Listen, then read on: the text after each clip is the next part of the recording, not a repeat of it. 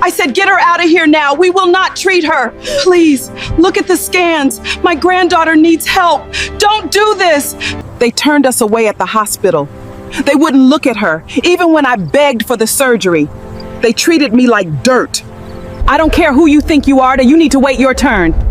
I established this wing for dignified care. It seems you have forgotten that. The lobby of Gracewell Specialist Hospital was cold, polished, and expensive-looking. White marble floors reflected the overhead lights. Nurses walked past briskly. A television mounted on the wall played a silent corporate advert about excellence, compassion, and care. At the entrance stood an elderly woman in a faded wrapper and old sandals. Her name was MAMA ADJOA. In her hand was a brown hospital file and a folded paper, already soft at the edges from being opened too many times. She stepped carefully toward the front desk. "Good morning, my daughter," she said gently. The receptionist barely looked up. Her name badge read Cynthia. "Yes?" "My granddaughter. She was referred here. They said the surgery can be done today if I submit this letter." Cynthia took the paper with 2 fingers like it was dirty. Her eyes moved across it once, then she laughed under her breath. "You came here for surgery approval?" "Yes, my daughter. She has been in pain all night. They said this hospital receives support from the foundation." Cynthia leaned back in her chair. "Mama, this is not a charity clinic." MAMA ADJOA blinked. "I know. That is why I brought the approval letter." Cynthia slid the paper back. "This surgery deposit is 2 million cedis." MAMA ADJOA nodded slowly. "The village doctor said the foundation covers it." At the sound of that, the woman at the next desk looked over. Cynthia smirked. "Which foundation?" "The Mensah Family Foundation." Now Cynthia laughed properly. "Mama, do you know how many fake letters people bring here every week?" "It is not fake." "Of course." MAMA ADJOA steadied herself against the counter. "Please, my granddaughter is only 12. She has not slept. She keeps holding her stomach and crying." Cynthia tapped on her keyboard without urgency. "What is her name?" "Ama SERWAA." Cynthia typed, stopped, looked again. "There is a pre-registered case, yes, but it is marked pending confirmation." "That is why I came early." Cynthia turned her screen slightly away. "Pending means pending. Go and sit. Can someone confirm it?" "Mama, do you want to teach me my work?" "No, my daughter, I only—" Cynthia cut her off. "Next."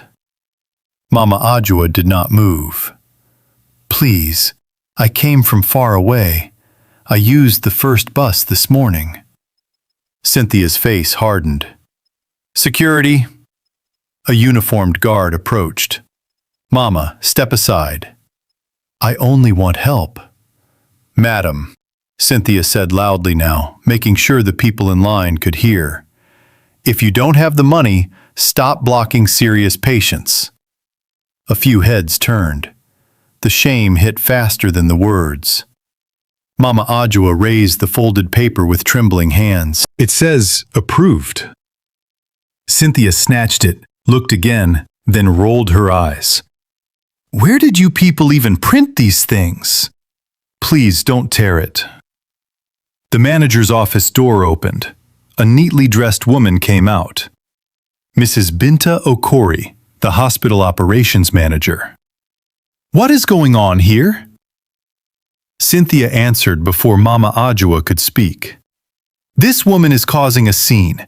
She says she has some foundation letter and wants a major surgery for free." BINTA looked MAMA ADJOA up and down, from the old headscarf to the cracked sandals. "You came to Gracewell looking like this to demand surgery?" "I did not come to demand," MAMA ADJOA said. "I came to beg for help." BINTA's lips tightened. then beg quietly. The words landed like a slap. My granddaughter. Cynthia, BINTA said. If she cannot settle payment, move her away from the front desk. Please, Mama ADJOA whispered. At least call the foundation line. BINTA took the paper, barely scanned it, then handed it back without care. We are not here to verify every village story. It is not a story. Madam, BINTA snapped, do not raise your voice in my hospital. Mama ADJOA had not raised it. The guard moved closer. Mama, please.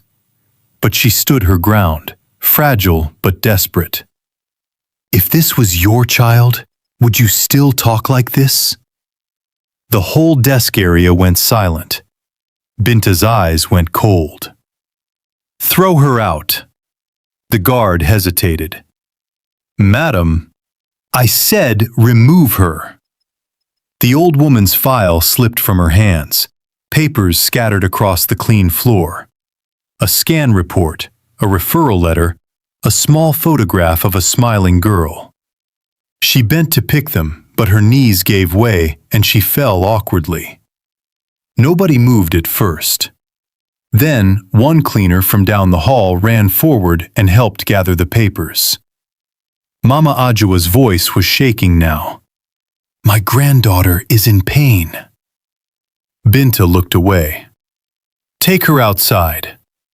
The guard helped the old woman to her feet, but the damage had already been done. Everyone had seen it.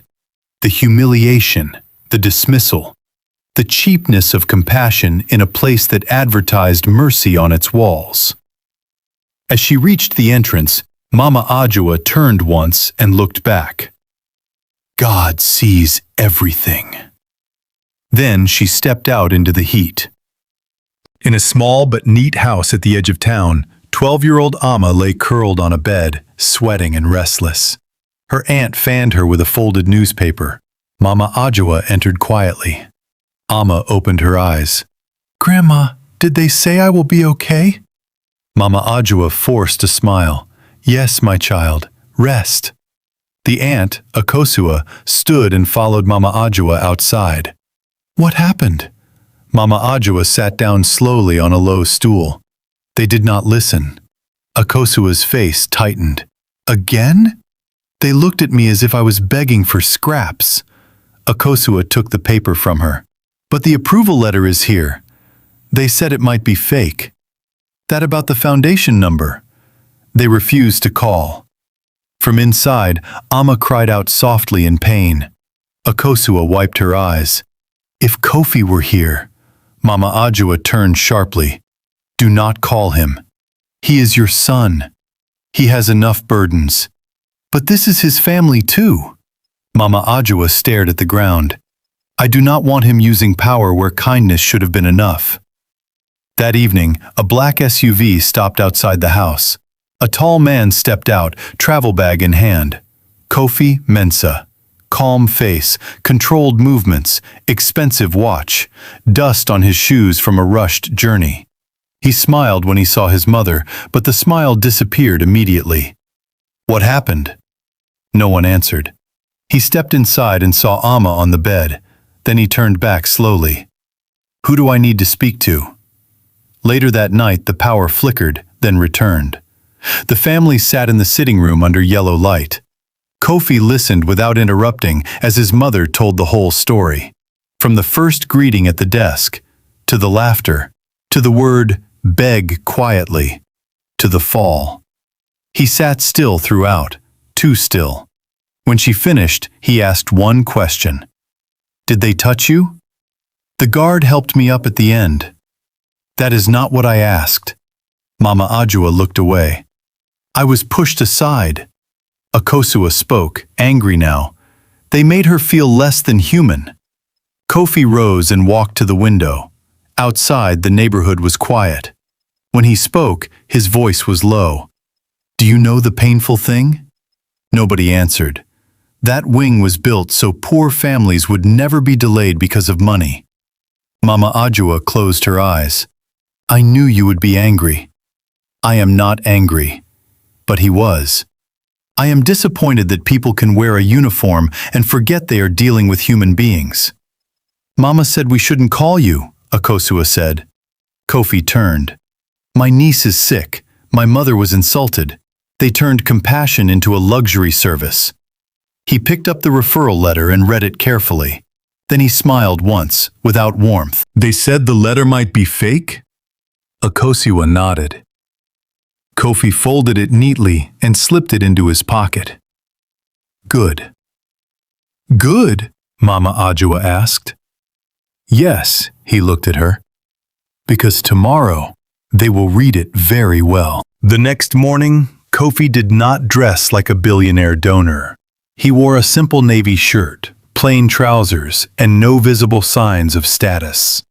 He arrived at the hospital with Mama ADJOA and OKORIE. At the desk, Cynthia recognized the old woman instantly. You again? Kofi stepped forward. Good morning. How can I help you? My mother was here yesterday. We came to confirm surgery approval for Ama SERWAA. Cynthia's expression changed only slightly. Still pending. Kofi placed the letter on the counter. Please call the foundation office. We don't have time to chase paperwork because every person claims to know somebody. Kofi looked at her calmly. I did not say we know somebody. I said call the number. Cynthia sat straighter. Sir, lower your tone. He had still not raised it. BINTA emerged again from her office, as if disrespect itself had a schedule. What now? Cynthia pointed. They're back. BINTA sighed. You people don't understand boundaries. Kofi turned to her. I understand them very well. Do you? What is that supposed to mean? It means there is a boundary between procedure and cruelty. Your staff crossed it yesterday. BINTA laughed shortly. And who are you? A son. To whom? He glanced at Mama ADJOA. To the woman you disgraced. A small crowd began to notice. BINTA folded her arms. Listen carefully. Hospitals are not run on emotion. They are run on payment, approvals, and protocol. Wonderful, Kofi said. Then follow the protocol. Verify the approval. BINTA took the letter again. This time she read more of it. Still, pride is louder than evidence. She handed it back. I am not authorizing anything based on a paper somebody typed in a backstreet shop. A cleaner passing with a mop paused. It was the same cleaner who had helped Mama ADJOA yesterday. She looked worried. Kofi asked, Who is the medical director? That is none of your business. It is now. You cannot walk in here and make demands. He stepped slightly closer. And you cannot run a hospital like compassion is a favor. BINTA pointed toward the door. Security. This time Kofi smiled. No problem. Call security. Call the director. Call legal. In fact, call everyone. Something in the way he said it made Cynthia uneasy. Sir, she said carefully, who exactly are you? Kofi took out his phone. You are finally asking the right question. On the top floor of Gracewell, an internal strategy meeting was already in progress. 2 board members, the medical director, and the finance head sat around a glass table discussing expansion plans. Then the door opened. An assistant rushed in and whispered into Dr. Tunde Afolayan's ear. He frowned. Now? The assistant nodded nervously. Dr. Tunde stood. Excuse me. Downstairs, Kofi remained beside his mother. When Dr. Tunde appeared, BINTA visibly relaxed. Sir, these people are causing disorder in reception. Dr. Tunde looked at Kofi once and froze. The room changed instantly. Mr. Mensah? Cynthia's mouth opened. BINTA blinked. You know him? Dr. Tunde straightened his jacket. Of course I know him. He chairs the Mensah Family Foundation. Silence. Real, living silence. Kofi looked at BINTA, then at Cynthia, then at the guard, then finally at his mother's bent fingers clutching the hospital file. Dr. Tunde spoke again, more cautiously now. Mr. Mensah, if I had known you were coming— That is exactly the point, Kofi said. You should not need to know me before doing the right thing. Nobody spoke. He turned to his mother. Mama, please sit. A chair appeared instantly from somewhere. Water, too. Too late. Kofi did not sit. I want yesterday's CCTV footage from this lobby, full audio if available. BINTA's face lost color. Sir, maybe we can discuss this privately. We will, after the footage. Dr. Tunde nodded to the assistant. Get it now. Cynthia's hands began to shake. Kofi continued, voice still measured. I also want SERWAA admitted immediately. Surgery prep begins within the hour. Every medical requirement should be met without delay. Yes, sir, Dr. Tunde said. And one more thing, Kofi added. Nobody apologizes to me first. They apologize to my mother. In a small conference room, the CCTV video played on a wall screen. There was MAMA ADJOA at the desk. Her quiet greeting, Cynthia's expression. BINTA stepping in. The paper dropped. The fall. The cleaner rushing first while everyone else hesitated. Nobody in the room could watch comfortably. The recording ended. Kofi said nothing for a long moment. Then he turned to Dr. Tunde. When my father died, my mother sold cloth in the market to keep us alive. MAMA ADJOA looked down. Kofi continued. The day the foundation opened this wing, I told your leadership team one thing. No child should suffer because their family looks poor. Dr. Tunde swallowed hard. I remember. Then explain to me why the first thing your staff checked yesterday was not the emergency, not the approval reference, not the child's pain, but my mother's clothes. Nobody answered. The cleaner who had helped yesterday was standing by the door. Kofi noticed her. What is your name? Efua, sir. You helped my mother. She fell. You saw her as a human being before you saw her status. Thank you. Efua lowered her head. I only did what was right. Kofi looked back at the others. Exactly. You only did what was right. Yet somehow that was too difficult for trained staff. Cynthia started crying. I'm sorry, sir. He did not look at her. Not yet. Dr. Tunde called an emergency disciplinary review. The atmosphere turned from corporate confidence to public reckoning.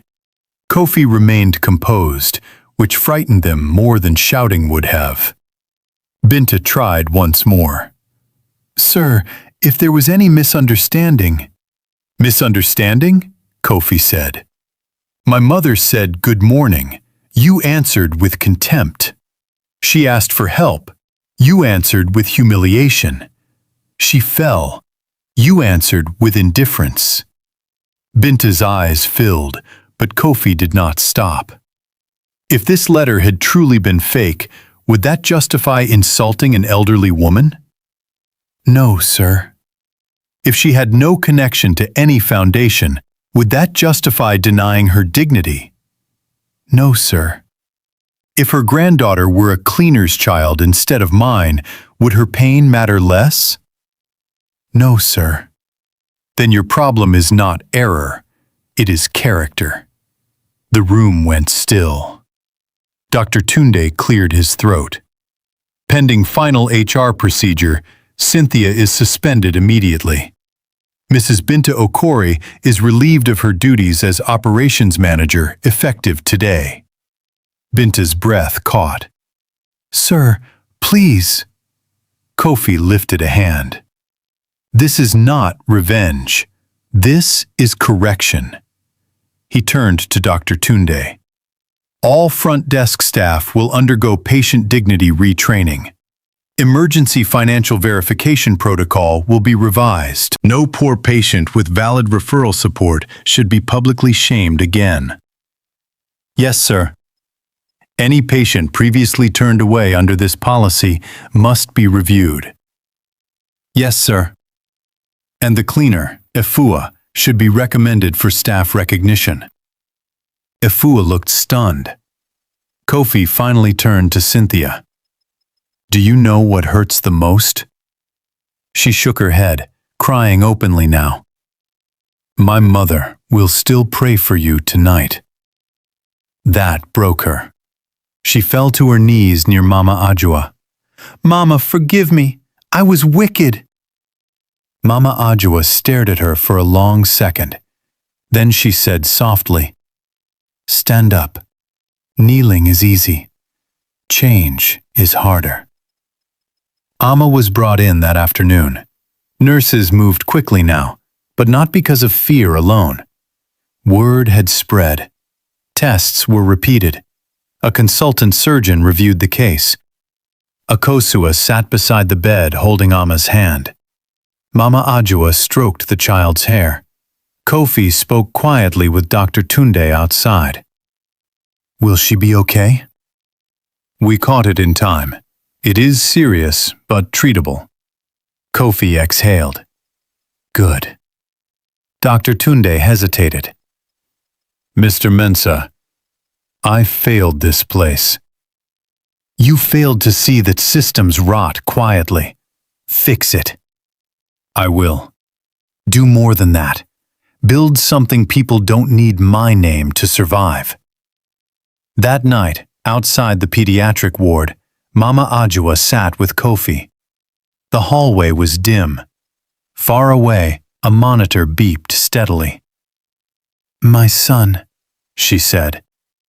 You came with too much pain in your heart, and you came here with too much pain in yours. She smiled sadly. When they were talking to me yesterday, I kept asking myself if I had become invisible. Kofi's face softened. You have never been invisible. But in places like this, poor people disappear in front of rich furniture. He looked away. I built that wing because of you. I know. Then why didn't you tell them whose mother you are? Mama ADJOA answered without hesitation. Because I wanted help for Amma, not worship for your name. He laughed once, despite himself.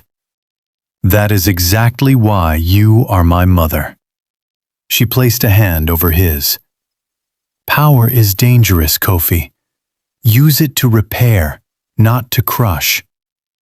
He nodded slowly. I hear you. Good. Because when a poor person becomes powerful, heaven watches to see if he remembers the road he came from. 2 days later, Amma's surgery was successful. Gracewell Hospital organized a formal internal address to staff. No press, no cameras, just accountability. Dr. Tunde stood at the front. What happened in this hospital shamed all of us. Not because the patient was connected to a benefactor, but because no human being should need influence before receiving respect. Kofi stood at the back, silent. Then Dr. Tunde invited Mama ADJOA forward. She refused the podium. Instead, she stood where everyone could see her and spoke plainly. When I came here, I did not ask for special treatment. I asked to be treated like somebody's mother. Some staff lowered their heads. I am old, yes. My clothes are simple, yes. But pain does not dress in gold before entering a body. No one moved. If you work in a hospital, do not become harder than the sickness you are meant to fight. Even Kofi looked at her with quiet pride. Then Mama ADJOA stepped down. No long speech, no drama. just truth. Mrs. BINTA OKORIE packed her office in silence. Awards, framed certificates, a desk plant, a handbag she no longer had the pride to carry. At the door, she found Efua, the cleaner. BINTA looked embarrassed. "I suppose you have come to enjoy this." Efua shook her head. "No, madam." "Then why are you here?" "To say something." BINTA waited. Efua spoke carefully.